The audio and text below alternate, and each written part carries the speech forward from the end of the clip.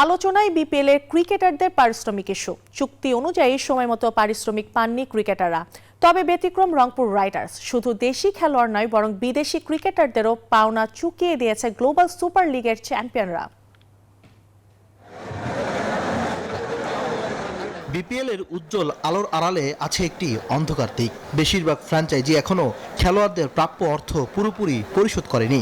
মাঠে পারফর্ম করলেও খেলোয়াড়দের অর্থ প্রাপ্তির ক্ষেত্রে তৈরি হয়েছে অনিশ্চয়তা।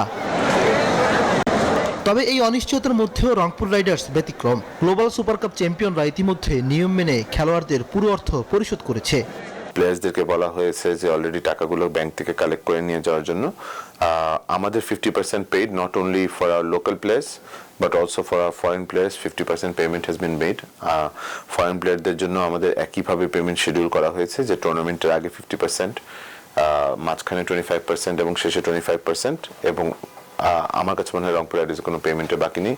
আমি আমার পার্সোনালি আমার রুমে ডেকে এবং আমাদের লজিস্টিক্স রুম থেকে ডেকে প্লেয়ার্সদেরকে পেমেন্ট পাস অন করে দেওয়া হয়েছে। বেশ কয়েকটি ফ্র্যাঞ্চাইজির বিরুদ্ধে নিয়ম মেনে পেমেন্ট না করার অভিযোগ উঠেছে। এতে খেলোয়াড়দের মানসিক চাপ বেড়েছে, পারফরমেন্সেও প্রভাব পড়েছে।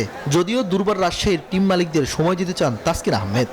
বলছে যে একটা টাইম নিছে 3-4 দিনের মধ্যে, তো আমাদের ওই টাইম তো যেহেতু নিছে ট্রাস্ট করা উচিত।